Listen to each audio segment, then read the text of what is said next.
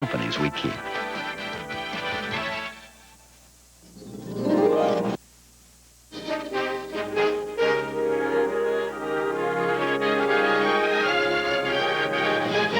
Good evening, I'm Ray Suarez. On the NewsHour tonight, the news of this Friday, then a look at the winners of the Nobel Peace Prize, former Vice President Al Gore and a UN climate change panel. The weekly analysis of David Brooks and E.J. Dionne substituting for Mark Shields. And another in our series of conversations with presidential candidates, tonight, Republican Ron Paul. Major funding for the NewsHour with Jim Lehrer is provided by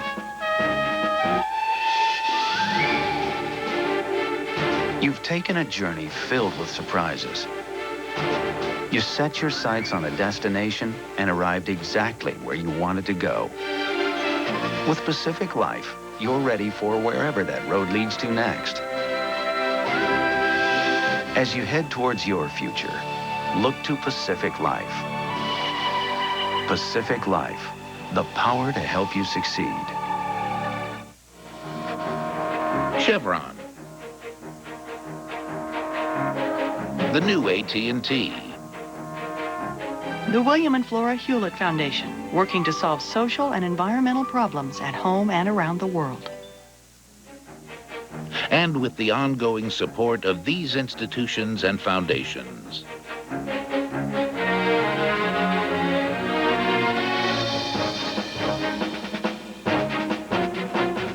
And This program was made possible by the Corporation for Public Broadcasting and by contributions to your PBS station from viewers like you. Thank you.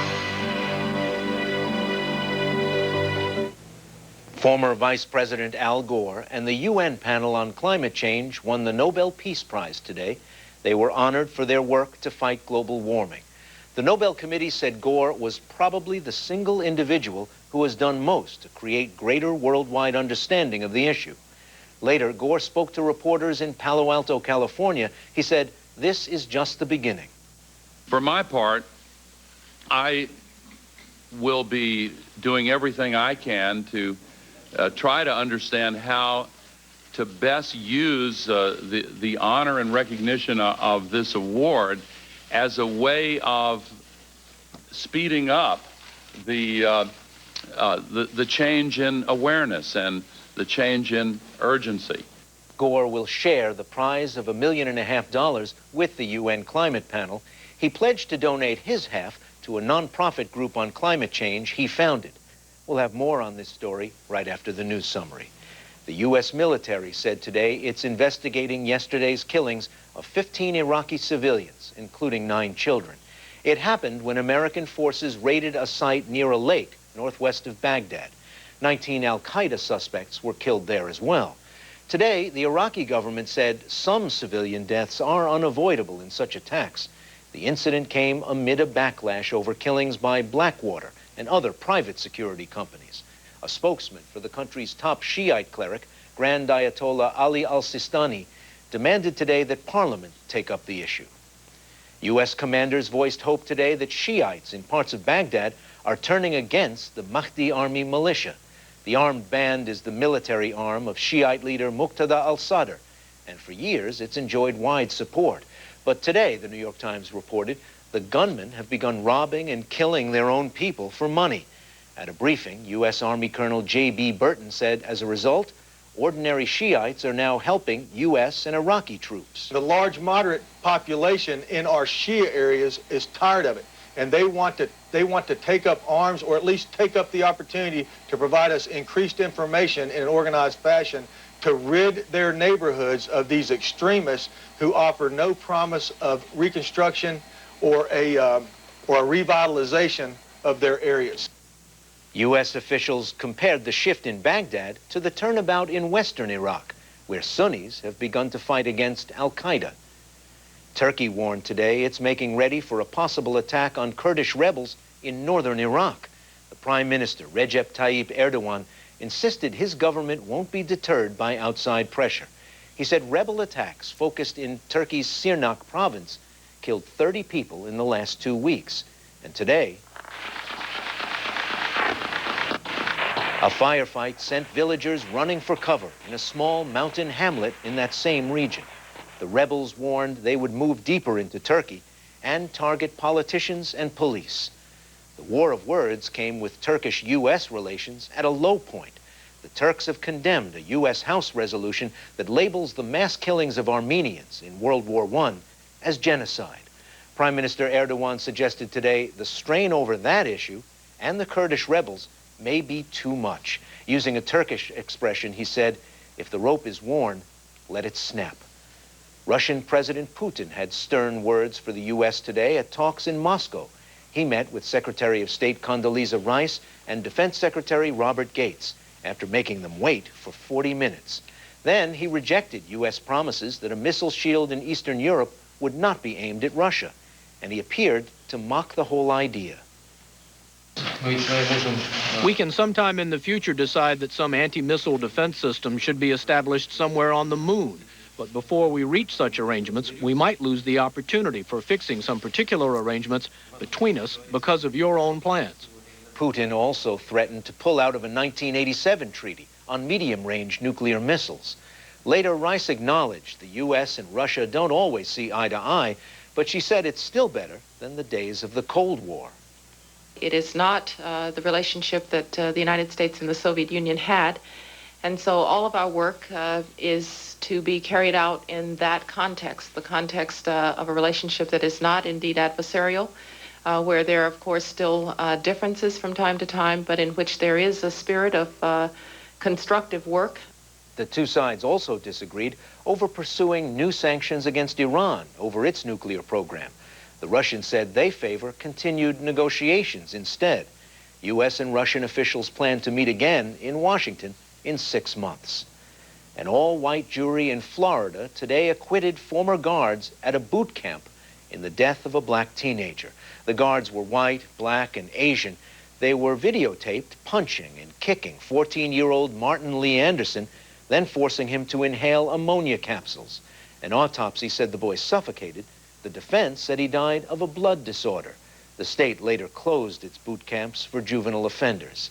Philadelphia police today arrested the mother of a 14-year-old boy who had an arsenal of guns, knives, and explosives. They said Dylan Cossey may have been planning a Columbine-style attack on a high school. The mother, Michelle Cossey, was charged today with buying her son 3 of the weapons, including a semi-automatic rifle. She was released on bail. The son is being held for psychiatric evaluation. That case broke a day after a teenager in Cleveland wounded 4 people at a school and then killed himself. On Wall Street today, stocks gained after upbeat government reports on retail sales and wholesale inflation in September. The Dow Jones Industrial Average gained nearly 78 points to close at 14,093. The NASDAQ rose 33 points to close above 2805. And for the week, the Dow gained 0.2%. The NASDAQ rose nearly 1%. That's it for the news summary tonight. Now, the Nobel Peace Prize draws attention to global warming, Brooks and Dion, and presidential candidate Ron Paul.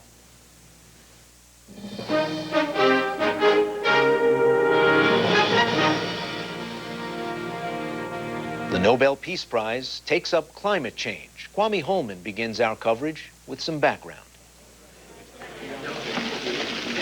This year's Nobel Peace Prize was awarded to the former vice president and a UN panel of scientists for creating greater consciousness and a growing consensus about climate change and the dangers it poses.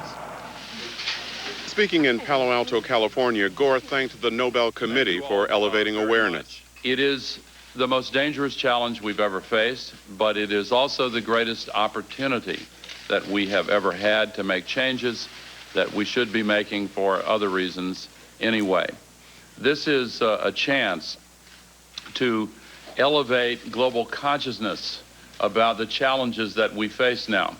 It truly is a planetary emergency, and we have to respond quickly. There's an old African proverb that says, if you want to go quickly, go alone. If you want to go far, go together. We have to go far, quickly. And that means we have to quickly find a way to change the world's consciousness about exactly what we're facing and why we have to work to solve it. I'm going back to work right now. This is just the beginning. Today's award capped a year of accolades for the former vice president. Since winning the popular vote but losing the presidential election in 2000, Gore's primary mission has been traveling the world to raise awareness on climate change. His PowerPoint lectures became the basis of the documentary An Inconvenient Truth, released last year. The Arctic is experiencing faster melting. If this were to go, sea level worldwide would go up 20 feet. This is what would happen in Florida. Around Shanghai, home to 40 million people. The area around Calcutta, 60 million. Here's Manhattan. The World Trade Center Memorial would be underwater. Think of the impact of a couple 100,000 refugees, and then imagine 100 million. The film catapulted Gore onto Hollywood's red carpet, winning 2 Academy Awards. I don't think there's any pageant in the world that matches the Oscars. The 59-year-old Gore released 2 books in the last year, a companion to the documentary and his second major book on the environment, Earth in the Balance, Ecology and the Human Spirit. This summer, Gore organized a single day of benefit concerts dubbed Live Earth to raise money and awareness for his fight against global warming. An estimated 2 billion people around the world attended or tuned in to the concerts. Gore's co-winner of the Nobel Peace Prize, the UN's Intergovernmental Panel on Climate Change, or IPCC, also has garnered headlines for 3 major reports this year assessing the impact of global warming and how to address it. The IPCC was formed by the UN nearly 20 years ago to understand and evaluate climate change and its links to human activity. Rajendra Pachauri is chair of the IPCC, which is composed of some 2,500 scientists from more than 100 countries and whose reports were unanimous in their assessment of the problem. Pachauri spoke to reporters today in New Delhi, India. Climate change has the potential to disrupt stability and peace all over the world. I hope that won't happen to a degree where it becomes a major global problem. But we know that we're living in a world where there are enormous disparities of income and wealth. And there are several stresses that already exist in several parts of the world. Unfortunately, in some of the most vulnerable regions of the world. Now, climate change only adds further to those stresses. The IPCC reports project rising temperatures and tides. One ranks the certainty that human activity was responsible for the changes at 90%. The UN group also says countries that produce the most greenhouse gases, such as the US and China, won't bear the biggest burden in a changed climate. That will fall on poorer countries with fewer resources to be able to adapt. The panel also found that unless nations make major cuts in greenhouse gas emissions, those gases will increase between 25 and 90% during the next 25 years. The Nobel laureates will receive the coveted prize in a ceremony in Oslo, Norway on December 10th. And Margaret Warner picks up the story from there. For more on how Al Gore and the International Panel on Climate Change helped shape a new consensus on this issue, we're joined by one of the many co-winners of today's Nobel Peace Prize. Michael Oppenheimer is one of a team of authors for the IPCC's 2007 reports. He's a professor of geosciences and international affairs at the Woodrow Wilson School at Princeton University.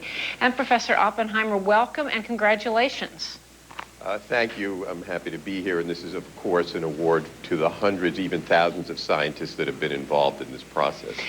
Now, 10 years ago, the notion that the globe, the Earth, was warming and that it would due significantly, at least, to human activity was still hugely controversial. As a scientist and someone who's long believed this, how hard was it to shape public consciousness to the point that the Nobel Committee would call it a consensus now? Well, the scientific community has had a consensus that human beings were likely affecting the climate for about 10 years, but it's taken a while to convince the general public. But there's been kind of a conspiracy of events, the high oil prices, which has gotten people's attention on fossil fuels, the main cause of global warming. Events in the climate itself that you can see on your own television set, like the melting away of the Arctic, certain weather events like Hurricane Katrina that may have not had much to do with global warming, but are an analogy, an indication of what the future could look like if we don't stem the gases. And into this mix jumped Al Gore, who did a wonderful job at consolidating the message and finding a way to transmit it to the lay audience. But now there are hundreds of environmental reports issued each year, and most of them just get buried. What do you think, in all modesty, made the IPCC's reports have the impact they had and have the credibility they had? First of all, IPCC has managed to engage thousands of experts over a broad range of disciplines. So everybody gets involved. Everybody has a chance to have a say-so. No one really feels left out. Second of all, the IPCC process is unique in that it engages governments. Actually, at the very end of the process, the governments have an opportunity to participate in the writing of the summaries. That actually has improved the summaries of these reports and made them more understandable, more accessible to the people who have to actually make the decisions, namely our political leaders and the citizens of every country. How hard was it to achieve unanimity? Because many have said that that's one reason these reports were so credible, because you didn't have sort of dissenting views filed. All of these scientists and governments signed on to the same report. Well, it's always a struggle when you involve political leaders and bring them close to scientists. The governments do have a say at the end of the day about what the summaries of the reports, which are mainly what's read by political leaders, will look like. And sometimes scientists and government leaders stayed up all night, in fact, into the next morning, in the case of the recent report I was involved in, to hammer out the language and make sure at once it was true to the science, but at the same time was understandable to a layperson or at least to someone in government. That's a very difficult process. I think it's absolutely unique, which is why IPCC deserves this award. Now, the same question about Al Gore. I mean, there are many celebrities, famous people who've weighed in on this issue. What do you think made Al Gore such a pivotal figure in this, in really being able to reshape the public's consciousness? Well, not only was his timing exquisite, as I said a few minutes ago, in taking a situation which was developing anyway due to events in the climate and really giving it a voice, but he was unique in taking hold of an issue about 30 years ago and keeping on it and following it down like no political leader maybe ever has. And then, since he left the vice presidency, dedicating his life for the last 6 years to making sure that the best he could do, that something was actually done about this problem, that he used his tools, his experience as a politician, to get people to understand the problem and understand that something could be done about it. And finally, at the end of the day, he participated in producing a movie, a brilliant piece of work, actually, An Inconvenient Truth. Who would have thought that a movie made of a slideshow, a nonfiction situation like that, would actually grab people's attention instead of putting them to sleep? But he and the producer of the movie, Laurie David, managed to do it, and that really is astounding. And putting those three factors together, there's no doubt that Al Gore deserved this award. Now, in the meantime, though, according to the World Bank, CO2 emissions in 2007 are 25% higher than the goals that were set out in the Kyoto Accords 15 years ago. In other words, not only are emissions growing, but at a faster rate than anticipated. Now, your panel has shown that there are already demonstrable effects. What do you think, at this point, realistically, is the best that the world can aim for? I mean, is it to reverse climate change? Is it to stabilize it? Is it to just live with and try to mitigate the effects? We can avoid a dangerous climate change. There's still a window of opportunity to do so, but it isn't going to stay open much longer. And the governments have to act. They have to act now to stem the emissions. Then there's hope of stabilizing the climate, avoiding a dangerous climate change, and eventually, over the very long haul, even possibly reversing some of the effects that we already have. But let's face it, climate change is here. We have to learn to deal with it. We have to learn to deal with events like Hurricane Katrina better than we have. Who would have imagined that half of an American city would be gone like that practically overnight. So we have to get on the stick, start moving right away. And that's the good thing about this award. That's probably the best thing. It gives governments a level of public attention, of public awareness to work with. Here's a big opening. They've got to start dealing with the problem right away, particularly the U.S. government, which has been remiss. And you hope that this award, the awarding of these awards, is going to be a sort of wake-up moment. I hope it's a wake-up moment. And there's another message here. You know, this is one of those rare times when scientists came out of their labs, tried to participate in the policy process in large numbers, and they've been rewarded. They've been rewarded because governments are listening, and they're rewarded because the world appreciates it. That's what this award means, and I hope it encourages scientists to do this more broadly. And finally, briefly, Professor, to some people it may not be obvious the connection between a Peace Prize and work on climate change. How do you see the connection? A stable climate helps keep the peace. We see situations all around the world where shortages of the sorts of resources that will shrivel under a changing climate, like water for food, water for agriculture, are contributory factors in places like Darfur or the Horn of Africa, where instability is rife and governments just can't hold it together and people die. That's ultimately why this is justifiably a prize for peace. Professor Michael Oppenheimer, one of the many co-winners of today's Nobel Peace Prize, thanks. Thank you.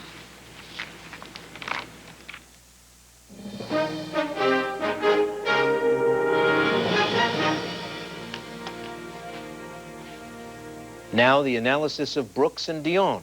New York Times columnist David Brooks and Washington Post columnist E.J. Dion. Mark Shields is off tonight. So E.J., Al Gore has to move aside his Emmy and his Oscar to make room on the shelf for his Nobel medal. Yeah, or maybe he'll make a new shelf for it. I mean, this is extraordinary.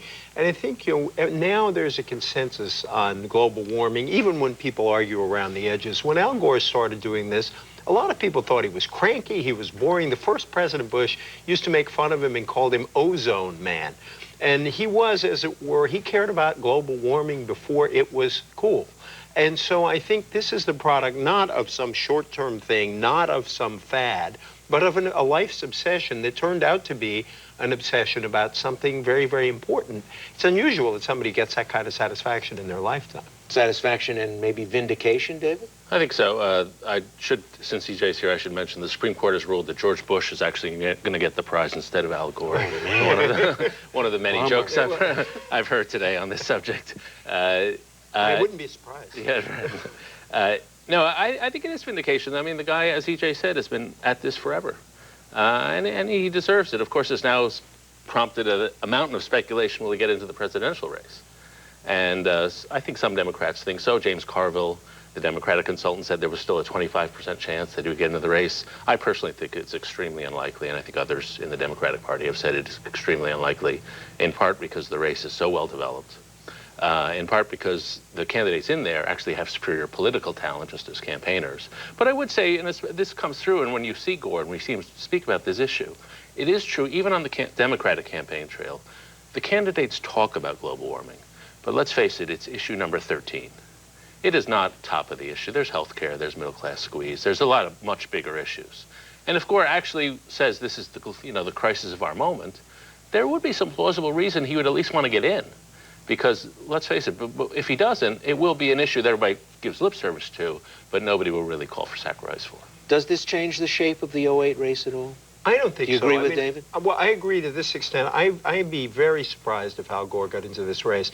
And my sense is there's a very simple reason for that. He's really happy. He's enjoying his life. Al Gore joked in an interview a couple of years ago, you know, there's one thing I'm not very good at, and that's campaigning. And it was a sort of sweet remark, but it was also realistic. He was realistic about himself. I mean, he's gone through a year where he wins the Academy Award. He wins the Nobel Peace Prize. Why would he want to wreck that? The day he gets into the race, Mr. Obama, Mrs. Clinton, who praised him to the skies today, suddenly that changes. Suddenly you're under attack. And I disagree with David only on this. Of course he's right that global warming is not going to be the central issue in a campaign that's going to be dominated by Iraq, economic inequality, health care. But there is a kind of growing consensus, certainly in the Democratic Party, and I think getting in the race might not raise the profile of the issue. Maybe it would turn it into a divisive campaign issue. So I think he's better off where he is. There is certainly a consensus, either about some sort of cap and trade approach, or what I think there's also a consensus among economists that some sort of gas tax is the right approach. But that doesn't mean any living politician is actually going to ask for sacrifice to actually enact this consensus. I think there's a big leap there, and I think right now we are right to be pessimistic about some actual policy being enacted, no matter who's elected. Well, pursuant to what you said earlier about getting in late, we saw one candidate who got in kind of late this week, the coming out party for Fred Thompson, in a Republican debate. How did he do? Okay. I thought he would do quite poorly, actually, in part because the other candidates have been debating for 2 years. They know the answers to all the questions already. In part because, as I mentioned last week on the show, when I saw Fred Thompson give speeches, he was horrible. He gave boring speeches with no content. In fact, in the debate, his presence is still very good. He's got a great actor's manner. He can put one word in front of the other. And there was one little scintilla of actual substance in what he said during the 2 hours, which compared to some of his colleagues was a mountain of substance, because there really wasn't that much there. And that was on the subject of entitlement reform and Social Security, and reducing benefits over time to make the system more sustainable. And that was A, politically courageous, and B, politically serious. And it was only one sentence, but it was one sentence more than some of the others gave us. I agree on the last point. It was one of the only serious points out of a debate where, you know, it was remarkable. It was supposed to be about economics, and I think the only candidate who said things that might have connected with voters who are concerned about their economic circumstances, who aren't on the top, is Mike Huckabee. I think maybe that means he's the only Republican who could play in a Democratic primary. But I think Thompson has a bigger burden on himself than he seems to realize, or at least that's how I see it, that this race was shaped when he got in. He took too long to get in. He needed to change the dynamic, to change the equilibrium. His announcement week wasn't bad, but it didn't set off many sparks, so he didn't really change the equilibrium then. And in this debate, you saw how set this dynamic is with all of the interchanges between Giuliani and Romney, who clearly see each other as the primary contenders. And while David's right that that was a substantive point, it probably hurt him in a general election, but it was a substantive point on Social Security. While he had a good joke at Romney's expense when he said, well, I guess I'm not the only actor on the stage, which had a lot of implications given the charges of flip-flops against Romney. He just didn't make a big splash, and I think he needs to do more than that to really get into this race. Well, David, let's talk a little bit more about the economy, because large numbers of people are telling pollsters that they are feeling insecure, that they're feeling pressured, that the country's on the wrong track. And yet we saw all the candidates during this week's debate one-upping each other about how great the economy was going. Right. Are they going to have to do a hard pivot when it comes to running nationally? Yeah, they'll have to do a pivot. The polls are all over the place. Is the country going in the wrong direction? Something like 70, 80%. Record numbers say it's going in the wrong direction. Are you satisfied personally with your own life? 91% say yes. So there's a lot of weirdness in the polls. Nonetheless, it is certainly true. There's a greater sense of economic anxiety among the middle class, people making $40,000 to $60,000, $70,000 a year. Those people, at least white people in that income group, are the core of the Republican Party. The Republicans won the white working class by 23 percentage points in the 2004 election. And if you looked at that debate, you would say, what on earth are they offering these people? Nothing. There was no conversation about what they're going through, what barriers they may have to mobility. There were no proposals, and there really are no proposals out there. Hillary Clinton is coming out with a proposal twice a week, concrete, actual proposals on savings, on health care, on education, paying for college, and the Republicans have sayings. And what's striking is you look at that debate, they're talking about the line item veto. Well, how many people are sitting around the kitchen table thinking about that? They're talking about reducing corporate taxes. How does that touch directly to these people's lives? It's airy-fairy. It's abstract, that kind of debate. And that's one of the reasons so many conservatives are sort of dispirited, a loss of touch with the way actual voters live. But, E.J., during the same week, the president came out and hit the road, also talking up the economy in much the same way the GOP candidates are doing. Right, and I think that speaks to a certain segment of the country that's doing very well. A lot of those folks are Republican. I think Republicans have had the idea that if only we keep saying it, people will start believing it, forgetting, I think, that what people are worried about, people out there who are worried are not irrational. They are worried about real things like health care. They're worried about what's happened to their pensions. And they're worried about the new economic competition, which has threatened a significant number of people in the middle class, not with poverty, but with a decline in their living standard. I was talking to a Republican pollster recently who made a very good point that actually dovetails with what David said, that Republicans keep talking about we need a new Ronald Reagan. And this Republican who likes Ronald Reagan just fine said no. You know, in Ronald Reagan's time, he had a set of ideas that matched the problems of the time. The economy was a mess. People were willing to take a flyer on his tax cuts. We seemed weaker abroad. People wanted that tough rhetoric. Ronald Reagan's answers don't match this time, and the Republicans need something very different than these candidates are offering. Well, just this week, and David, I'd like to hear from you whether this may be part of the explanation, came the statistic: the top 1% of American earners made 21.2% of all the income in 2005, the latest year we have the statistics for. The bottom 50% made 13% of all the income earned in America. Right. That gap is widening. It was the widest it's ever been in decades in that latest year. Right. Is that part of it? Well, there are sort of two issues here. One is the widening inequality, which is indisputable. And I think that has a lot of different causes, some of them having to do with the rising rewards for education, some of them having to do with globalization, the fact that employees who are regarded as fungible get very low pays, and the superstars get very high pay. So there are a whole bunch of deep factors here. I personally don't think that's the fundamental issue on the electorate's mind. People don't mind if Warren Buffett is making a ton of money. It's whether their own standards are rising, and even more importantly, whether they can see their children's rising above them. Now, objectively, living standards are going up. Nobody disputes that. More cars, more TVs, bigger homes. But wages are not going up for a lot of people, and especially for men in the middle class. And so those people, and then insecurity, for the reasons EJ talked about, are also going up. So it's sort of a complicated economic picture, but the bottom line is that we're seeing huge productivity gains, and those productivity gains are not being translated to middle-class workers with medium to low skills. So what are you going to do for those people, and what are you going to do for those people and to remind them that their kids are going to have better opportunities than they have? And frankly, I don't agree with all the proposals, but the Democrats have proposals. I'm not sure the Republicans have proposals about that. You know, what you're seeing is not only the education premium, you're also seeing a shift from unionized jobs for blue-collar folks that used to pay a lot of money. We've just seen all this turmoil in the auto industry and the negotiations. There were a lot of those jobs that paid a lot of money. The jobs are moving to sectors that are not unionized for the most part, where workers don't have a lot of bargaining power. So that's another factor in this. Pew had a very interesting finding recently where they asked the question, are we a country of haves or have-nots?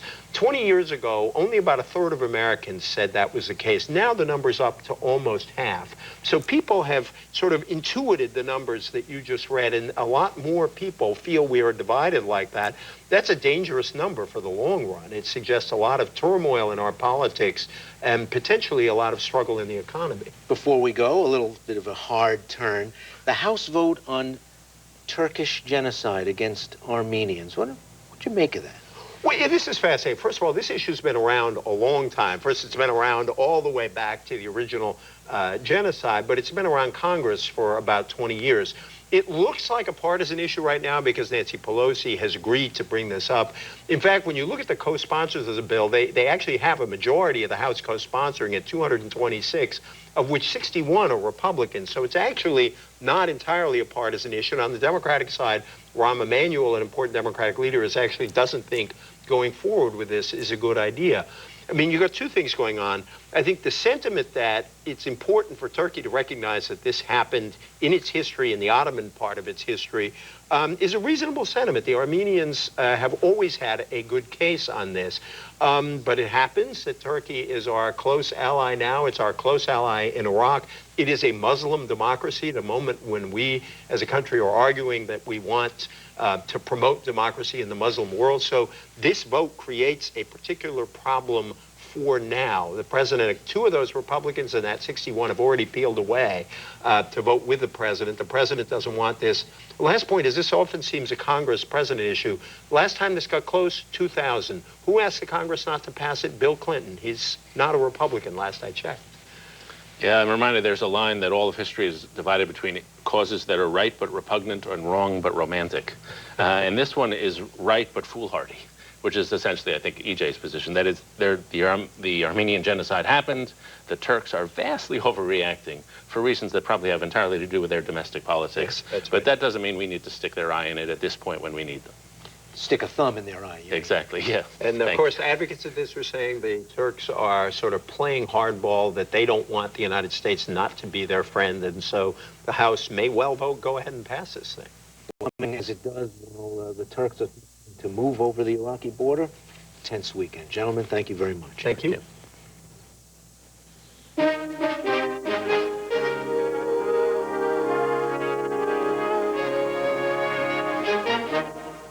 And finally tonight, the next in our conversations with Democratic and Republican presidential nomination candidates who are competing in the upcoming primaries. Judy Woodruff talks with Texas Republican Ron Paul, who has served 20 years in the U.S. House of Representatives. Congressman Ron Paul, thank you for being with us. Thank you for having me. You are somewhat of a sensation among young people in this country. You've broken all records for web searches. You're on MySpace, Facebook, YouTube, I guess more than just about any other candidate. With all due respect, Be you're nice. what, 72 years old. How do you explain it? Young ideas. A fantastic idea about individual freedom and allowing people to do what they want and take care of their lives. Their lives belong to them, and get the government off their backs and offer them low taxes and make sure I never mess around with the internet. Don't tax the internet, don't regulate the internet. No, freedom is a very popular idea and young people love it. And they're open ideas, and they like principled answers to our problems. And older people seem to be stereotyped. You know, they get set in their ways, and they're not as open to the ideas of freedom. Yet, to me, freedom is a relatively new idea. It was an experiment, you know, with our country, but we have forgotten about it. And I'm reminding them about this great experiment of freedom, and they love it. And I am just so delighted when I see the young people coming. They also seem to be attracted, among other things, to your position on the war in Iraq. You want to get U.S. troops out of there, not just get them out, but get them out as soon as possible. You're the only Republican running who has that position.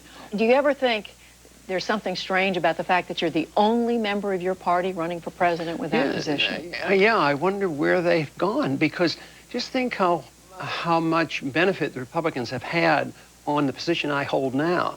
Just think, I remember in the early years when I was voting, Eisenhower was popular to stop the war in Korea. Nixon was the one essentially to get the Vietnam War over. Didn't do a very good job, but that was why he was elected. George Bush ran on my platform, or I'm running on his platform.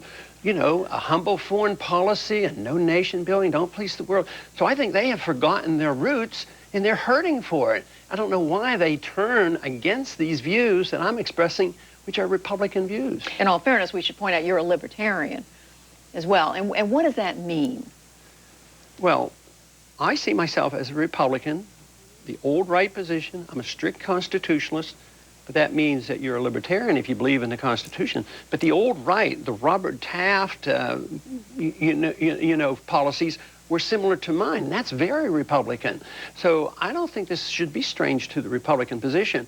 Matter of fact, I think that's why we're getting so much support. I mean, just the other day, after the debates the other night, we went to the University of Michigan. We had 2,000 people show up. So I think it's a very popular viewpoint for Republicans. And they love the idea that you can be conservative and still be against the war and still be for civil liberties, and then also for free markets and balanced budgets. So this is a very Republican message. On Iraq, as you know, the president, all your fellow Republicans say the U.S. has got to stay there in one form or another to fight Islamic extremism. Why are they wrong about that? Because our presence there makes extremism worse. We're more vulnerable to terrorism because we're over there occupying their country, and they resent it. Our military's run down. We've spent $500 billion.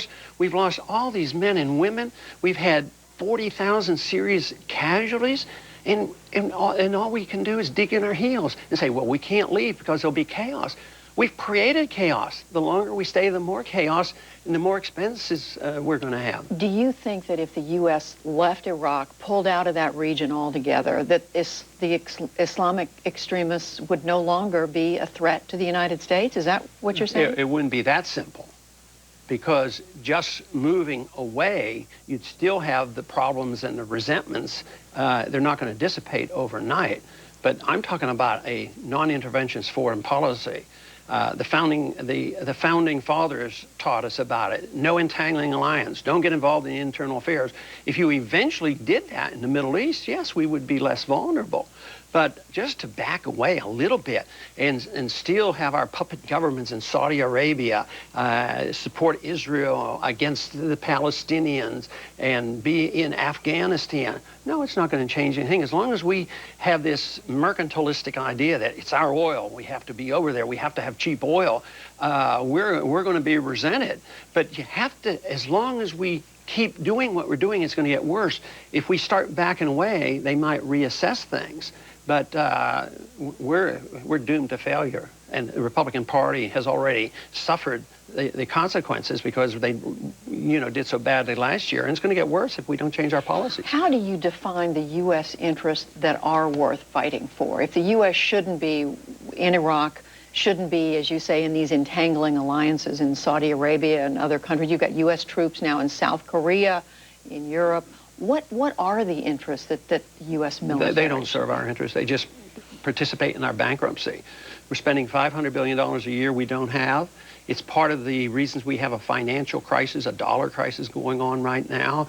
It's intertwined with our Federal Reserve System because we rely on the Federal Reserve to print this money, create money out of thin air.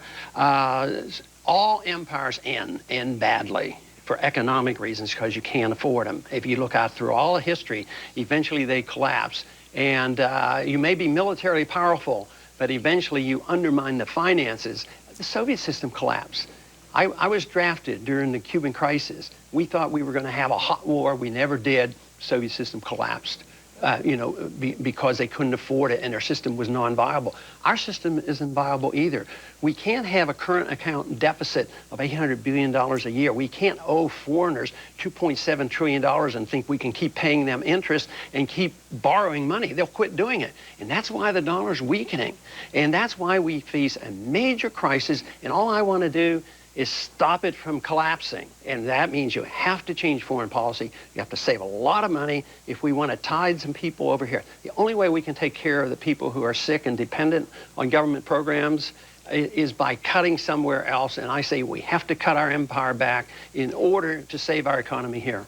You do, as you are now, talk a lot, you talk often about cutting back the size of government. What is it, I mean, you've listed some of the things. What are the main things the government should stop doing that it is doing now? Well, we should start doing only what we're authorized to do. We should read Article 1, Section 8 and find those 21 things that we're permitted to do and what Congress is permitted to act on. That means we would be doing about 80% of the wrong things, right now. But you can't turn it off like that. Like I already indicated, you don't need to put people out in the streets, that are dependent on the government. The easiest thing to change our plan on is don't accept this notion that it's our responsibility to police the world. It backfires on us. There's too many blowback consequences. There's unintended consequences, and the financials the big one.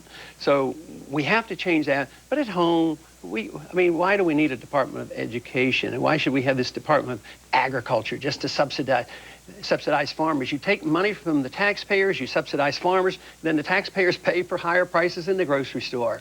And that's just coming alive again now because we're coming up with a lot of inflation once again. You do away with the CIA, I saw. Is that correct? Well, or not all the functions, but essentially so. The CIA is what gets us into trouble. I mean, the CIA is what really started things in the Middle East because the CIA went in and overthrew Mossadegh in 1953, and we put in the Shah. The CIA murdered Diem or participated in the overthrow of the government in Vietnam, which leads to trouble. It's a secret government. Congress has no idea what the CIA is doing because nobody knows other than what the CIA is. It is one thing that is not characteristic of a free society. You would also do away with the Federal Reserve, and you've mentioned the Department of Education and other things. You're not the first person to run for president who wanted a smaller government. Ronald Reagan, I mean, name comes immediately to mind. He was very popular as president, and yet even he had a very hard time getting government spending down in any serious way. Why do you believe you could do where he had a hard time? I can't do it by myself. There has to be a consensus, and I think this is what my campaign is finding out, that there is a consensus. People don't believe the government anymore. They think the government is that group of people who take money from us and pass it out in places like New Orleans and accomplish nothing. You know, they don't see any success. They've given up, and young people especially don't expect to get any Social Security. So conditions are just ripe for this, because we have an imminent bankruptcy coming on, and people are sensing this. This is why they quoted statistics the other night, like 70% of the people in this country say we're either in recession or going to be in recession, but nobody here in Washington knows about it. Nobody in Wall Street knows about it, but the people do, because there's something very, very strange going on, and it's the recognition that it's not working. And when it quits working, we have to have a new system. My goal is just to have a transition period so you don't have a collapse of the economy and a breakdown of the political system, which happens if you don't deal with this. And this is what's happened so many times over history. Well, what are some of the first things you would do? I mean, you've talked about doing away with the income tax. Would you do that immediately if you were elected? I can't do that by myself, but as a commander-in-chief, I could neutralize some of the antagonism in the Middle East. Why are we threatening and ready to spread the war into Iran? Even the Democrats aren't willing to speak out against that. They're saying, don't take any options off the table, even nuclear first strikes against Iran. Now, the Democrats aren't even saying, bring the troops home before 2013. You know, 5 years, they don't expect to bring the troops home from Iraq. Those aren't alternatives. And so I could do that immediately. I'd bring that Navy back. I would bring the troops home from Korea, let them work out their problem. 50 years is not 55 years. That's plenty of time. They're begging and pleading to just be left alone, and the South and the North would be together within 5 years if we weren't there. So just basically, again, defend the borders of the United States. Defend our interests, defend our liberties, and we do not need to be occupying Europe and Japan, Korea, all these countries. We have troops in 130 countries. We have 750 bases around the world. We can't afford it, and it causes trouble for us. Another question back here at home. You're an obstetrician. You delivered, what, 4,000 babies over the course of your career in medicine. You did not, as I understand it, take Medicare and Medicaid payments from your patients. You either took nothing at all or you negotiated down. Are these programs you would do away with, Medicare, Medicaid? And if so, what would you? No, but I would have a transition period. Like I said before, I'd cut money from overseas and allow people who are totally dependent to have this care. But I'd let young people get out of Social Security and have them get options to have their own medical care. Because I was raised at a time when medical care was provided by a lot of people, and they had no government programs. And I never saw anybody out in the streets. I worked in a hospital in San Antonio. It was a church hospital, and it was always the lowest charge or nothing, and everybody was taken care of. Today, everything is the maximum charge because everybody's on third-party payments. The government has to pay.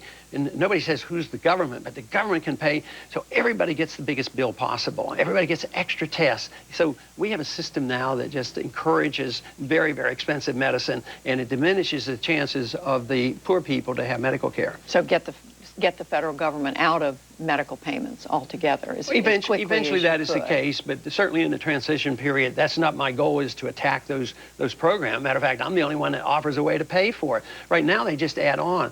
The Republicans gives us prescription drug programs, and the Democrats gives you S-chip, and they don't have any money.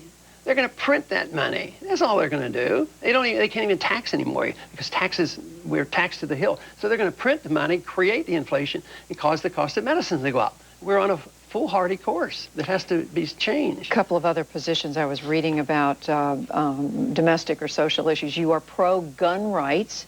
How would you prevent another Virginia Tech from happening? I don't think you can, you know, freedom doesn't give you perfection, but, everybody who's responsible for themselves, their house, their household, or their private property should provide the protection. So campuses should provide protection. My complaint about 9/11 was the responsibility didn't fall on the airlines. It fell on the government. And the government said, no guns on the airplane. Pilots weren't allowed to have guns. And the passengers were instructed, never resist a takeover. So we did exactly the opposite thing. The airlines should be responsible, and owners should be responsible. School management people should have responsibility. Most of our plants, say where I am in my district, are chemical plants. They're all protected not by government. You know, they have their fences and their guards, and they're well protected. So there's nothing wrong with resorting to people assuming that private protection is pretty efficient. So on schools, there should be security in the public schools as well as on college campuses? The schools should be responsible, whether it's a private college or if it's a school district, the school district should be responsible. And on airplanes, you said pilots should be allowed... the owner of the airplane, just like the owner of an armored car makes sure his cargo is safe, the airline should make sure we as passengers are safe. Abortion. You've said you'd like to make it impossible for the federal government to regulate abortion, which would in effect, I guess, negate Roe versus Wade. Yeah, it would, because I think that's a state issue. And then the states would be able to do away with abortion. I mean, in effect, would you like to see abortion banned everywhere, or what's your... I'd like to ban the federal government intervention in abortion. So since I've only been a federal official, a congressman, and running for the presidency, I say that we should keep our hands out of it. And there are some extreme circumstances that I may not even endorse, but I recognize that we'd always arguing about it. But states should deal with it because they're difficult. The more difficult an issue is, the more local the solution ought to be. Once you get into a difficult problem, and then you have one monolithic answer like Roe versus Wade, then you come up with a solution where the courts legislate and allow abortion to be done a minute before birth, and I could get paid for doing one of those. You had a girl, if she throws her baby away, we arrest her for murder. There's something awfully inconsistent about that. And I have so much legal responsibility as a physician. If I do harm to the fetus, I can be sued. So the fetus has legal rights, but we should figure that out at the state level on the extreme circumstances and not legalize abortion at any time during pregnancy, which is essentially what the Supreme Court did. Prayer in the schools, you would restore it through an amendment to the Constitution? No, I wouldn't restore it. I would remove the ability of federal courts to prohibit it. Okay, thank you. So we should have no laws. Congress shall write no laws. So local people should be able to do what they want. In wherever they are in their school. Yeah, that's right. Voluntary prayer, right. In effect. You have declined to sign on, as I understand, for the federal pension that every member of Congress is entitled to. So my question is, you're not worried about your later years? I mean, you could live many more years. This is one position that I think my wife might disagree with me on. There goes our retirement. No, you know, I was in the Congress in the 70s and 80s, and I've been back, so I've had a good many years, close to 20 years. I've been in the military, so there would be a nice pension fund. But when I started in Congress the very first time in 76, it was even then more lucrative than it is now, but it's a very lucrative, very beneficial pension fund. And I could not see, with me condemning you know, the system, to on the side quietly participate in getting some very good benefits. So I just said, I'm not going to do it. I'll have to take care of myself some other way. Should everybody else follow suit, do you think? Or well, I think, no, I don't think we should have those kind of programs. I think citizens should be representing us in Congress, and the work should be reduced. We should cut their pay in half and let them go home and work. See, if I go home and practice medicine right now, the congressional rules say, you can't practice medicine. I don't want to take the lucrative pension fund, but ironically, if I wanted to work extra on the weekend, they won't allow me because they say it's a conflict of interest for me to go home and deliver a baby. So figure that out. And just quickly, I understand traveling around the country campaigning, you run into people you've actually delivered. Yeah, I think that's so neat. Because the other night we had a meeting up in New Hampshire. A young lady came on. She said, "You delivered me." And I said, "Do you want me to pick you up?" Since I held you for the first time. Is she voting for you, or do you know? Oh yeah, she was a strong supporter. All right. Congressman Ron Paul, thank you very much for being with us. We appreciate it. For more on Congressman Paul, you can visit our Vote 2008 website at pbs.org. All of our candidate interviews and campaign updates are also available there.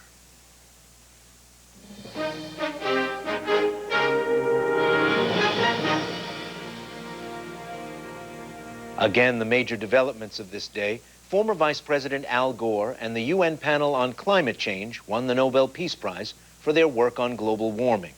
Turkey warned it's making ready for a possible attack on Kurdish rebels in northern Iraq. And Russian President Putin sharply rejected U.S. promises that a missile shield would not be aimed at Russia. Washington Week can be seen later this evening on most PBS stations. We'll see you online and again here Monday evening. Have a great weekend. I'm Ray Suarez. Thanks for joining us. Good night.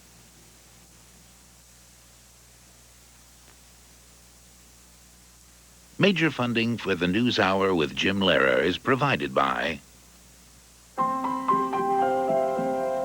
Every day, it seems, talk of oil, energy, the environment. Where are the answers? Right now, we're producing clean, renewable geothermal energy, generating enough energy to power 7 million homes. Imagine that, an oil company as part of the solution. This is the power of human energy. The new AT&T, Pacific Life, the Atlantic Philanthropies, and with the ongoing support of these institutions and foundations.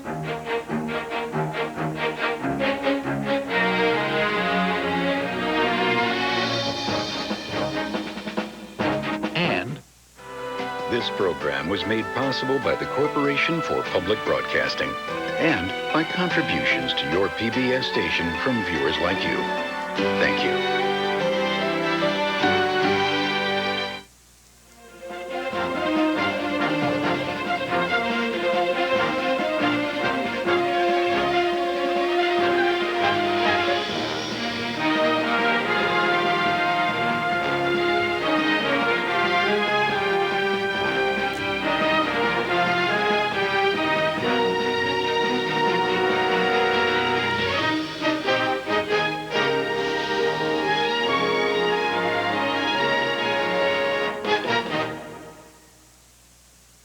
To purchase video of the News Hour with Jim Lehrer, call 1-866-678-NEWS. I am PBS. The News Hour is locally underwritten in part by Greensfelder, Hemker & Gale, attorneys at law focused on representing business organizations, large and small, private and public. At Greensfelder, we're dedicated to understanding our clients' needs and using innovative solutions to meet those needs. Greensfelder, Hemker & Gale. We earn our reputation from the companies we keep.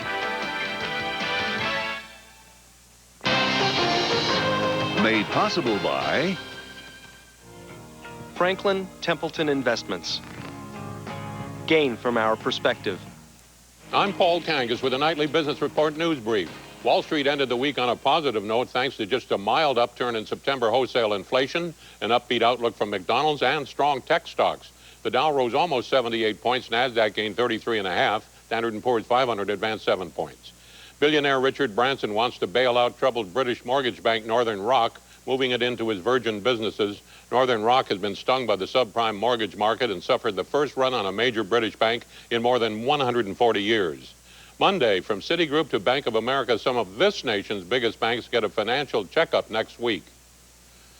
For more financial news, tune in to Nightly Business Report, weeknights, on this public television station.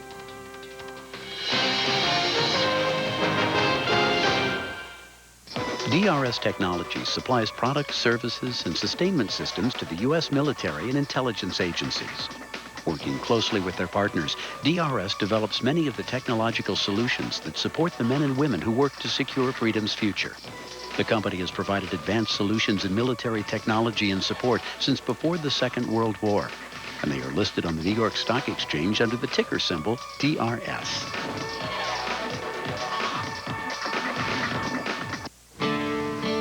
Catch Missouri Outdoors each Saturday. It's television the way nature intended.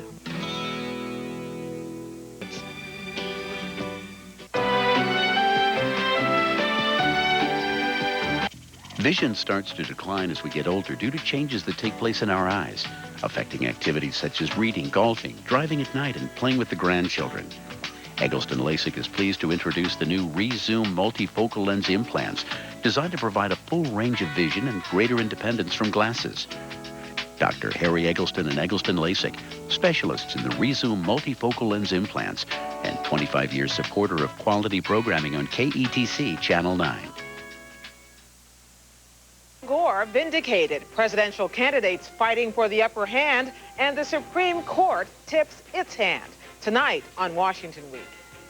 I will accept this award on behalf of all of those who have been working so long and so hard to try to get the message out about this planetary emergency. Climate change as a global and domestic issue. Former Vice President Al Gore leading the way. Will presidential candidates follow? Hillary Clinton wants you to believe she is already the nominee. By the time I'm president. And Republicans are playing right along. It hurts. I suffered a lot. It was hell. Marriage is hell.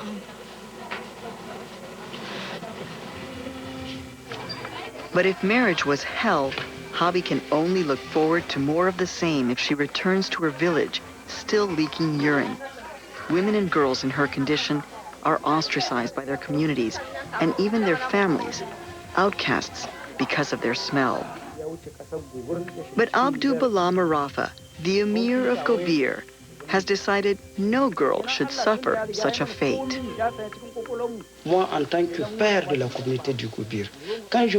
As the father of the Gobir community, when I see a girl married too young, with fistula, who can't hold her urine, who is not welcomed in the community anymore, and is being marginalized, I can't sit quietly and do nothing.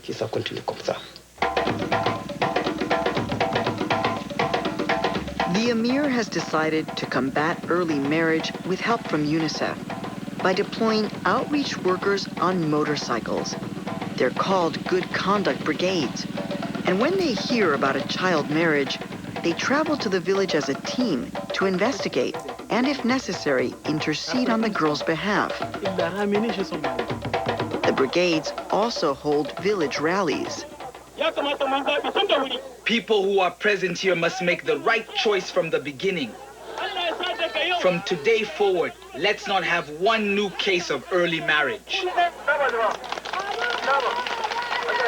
What is it like for you personally, to come into a village to try to stop a marriage? These interventions that we do are to save lives. We save these girls' lives. If we fail, we risk losing them forever because their future is broken.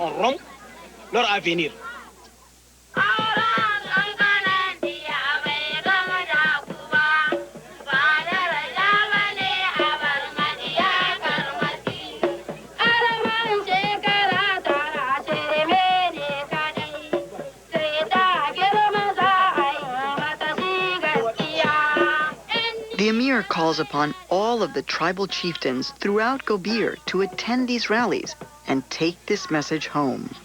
We have been ignorant for a very long time.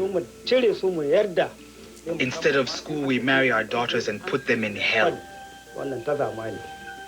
Please, women, be wise. Send your daughters to school. There is a growing consensus that keeping girls in school is the best way to stop early marriage. If these girls had been educated, then I swear to Allah they would not accept it. They themselves wouldn't accept early marriage. They would wait for the right age. They would choose their husbands. That I am sure. But there's a problem, a chronic shortage. It's of the earth that does not have all its people covered. How could that happen? We can do better than this. We have to be much smarter about it. We have to